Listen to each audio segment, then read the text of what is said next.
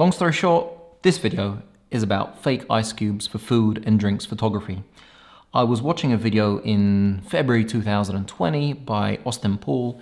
It was a spec commercial tutorial and he had fake ice cubes in it. And I was like, I know those ice cubes. And the whole magic was ruined for me. So I dove deep into ice cubes. This was the ice he was using, and this ice is readily available everywhere. It costs about $1, $2 for about 12 of them. It's everywhere. It's annoying. So I thought, okay, what is the best ice you can possibly buy? So I bought something from Trengove Studios, and it looks like this. And I bought a couple of them, free actually. And they're stunning. They're carved out of acrylic, but they cost $40, $60 a piece. That's ridiculous. And there's another problem with them. Every single pro food, drinks photographer in the world has those. So I'm like, I know that ice again. So I went and bought every single piece of fake ice in the world. Literally every single one I could possibly find, from like huge ones to glass ones to ones that are made out of rubber. Look. And they actually come out of a little package like this, which is from China. It took about 10 months to arrive, and you put them in water overnight and they turn into these huge pieces of kind of rubber ice. I went through everything. I wasn't happy, so I looked at YouTube and I made my own ice out of plastic buttons. Right there. Put plastic buttons in the oven in foil. Stop. It's the worst idea in the world. That film should be banned. It's very toxic. It's very dangerous for your lungs. Do not do it. I thought, how can I do this? I went and I bought art resin and I started making my own cubes. I went through liters until I perfected it. This is my ice right there. And I gotta tell you guys, I love it. It's unique. It's made by me. No one will have the same ice. No one will say, I know that ice, because they won't until I start using it a lot. So this film is a comparison of all these different ice cubes. I've set up a little scene over there, a little bit of whiskey.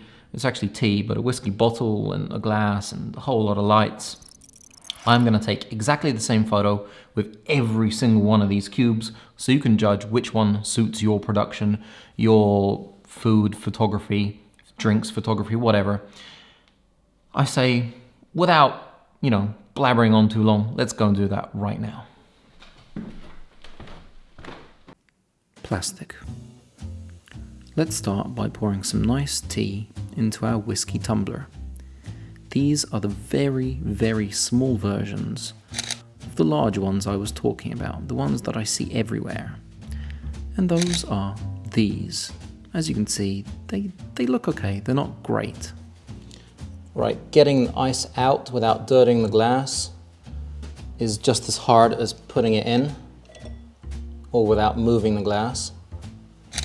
As this particular model increases in size, it also gains clarity, which looks a lot more natural, in my opinion. You can also get crushed ice, which are small jaggedy pieces. And as those pieces also increase in size, you can call them ice nuggets. And you can arrange them in different ways, even spread them out on the table, sprinkle some water on top, and they'll really look the part. And as these ice nuggets increase in size, they allow more light to pass through, which looks a lot more stunning in your glass.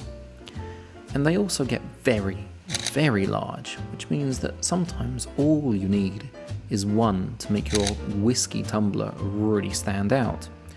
You can of course put in a few and it looks absolutely incredible.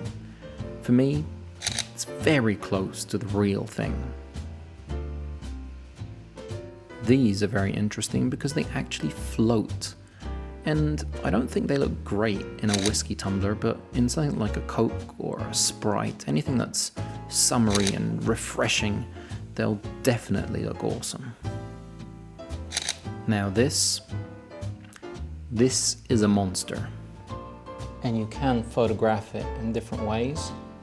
So it's worth twisting and turning it. Is basically just one big rock. This one is actually plastic, and when I bought it I sanded it down and polished it up myself because I didn't like how it looked, and I think it came out perfect. Glass. This is a cheap glass photography ball, and it looks pretty awesome. These are those kind of glass cubes you find in flower arrangements. So when you only have two pieces, you should just put them one on top of each other, like this, and that should work just fine. I picked these up from eBay for $1 and they look incredible. Now I'm not a fan of these. They're basically crushed, broken pieces of glass, so they're quite dangerous and they're difficult to get in, they're difficult to get out. But as they enlarge in size, you can see something interesting happening.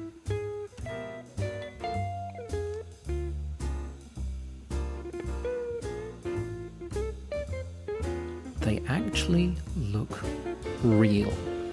And I was really surprised because I wasn't expecting much, but as soon as they get a little bit wet, you put them in a glass and you arrange them, they look absolutely breathtaking.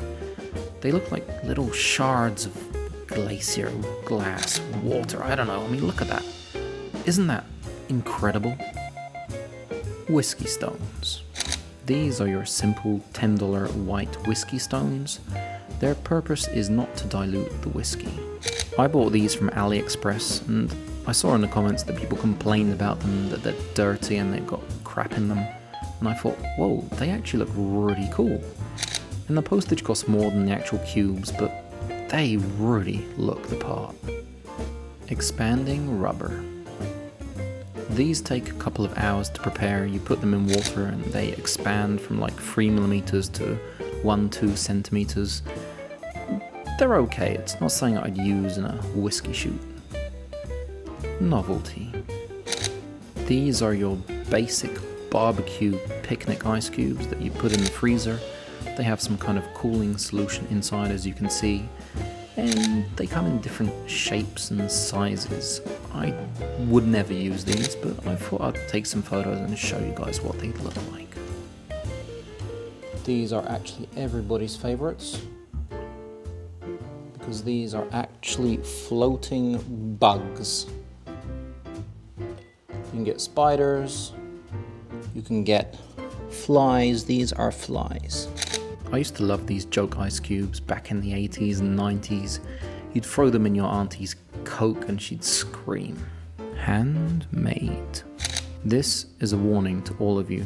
Do not put plastic in the oven and make these. This was a terrible idea. I almost choked. It's very toxic. Do not do it. Let's get rid of these.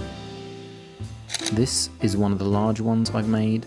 The resin yellowed a little, and I finished it off not by polishing it, but by smearing resin across it with rubber gloves.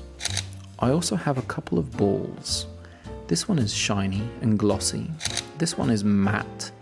Now, they both look quite realistic. They've got a few bubbles, and you can stack them together for extra added effect.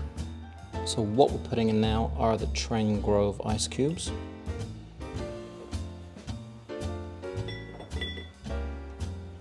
Let's try it with 2. I'm not gonna lie to you, these Train Grove ice cubes look absolutely stunning. The problem I have is that just like the Chinese cheap ones, they're in every single food, drink photographer's portfolio I've ever seen.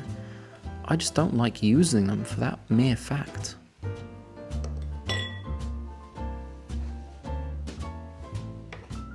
These ones, believe it or not, are actually mine. I saved the best for last. Wouldn't you? I wanted my ice cube to be just as reflective as a real one, just as shiny, just as jaggedy and just as rough, and allow just as much light through. So I studied ice cubes. It sounds silly, but that's exactly what I did. I'm going to share how to make your own ice cubes in a couple of films, so you can do it yourself. I don't know if you guys can see, but those are actually my melted ice cubes, so they look like this. I basically just let the resin run over the ice cube and then polished it all up together. If you put water around it, it looks like it's just melted ice. Alright, so that was every single piece of ice that I have. Let me know in the comments below which was your favorite, which one you think you could use in your productions, in your drinks photography. I know that I really love mine because they're so unique and they did take me a lot of time to make. I will be dropping a film very soon on how I made them, so you can do it at home, from pouring the resin to polishing the resin and making it look really awesome. So you don't have to buy any of these, you can just do it at home yourself and have the unique piece of ice that you're looking for, that your client might be looking for. Anyway, if you like my film and it helped you in any way with fake ice, give me a thumbs up. And if you haven't subscribed, make sure you do, because this year is going to be off the hook.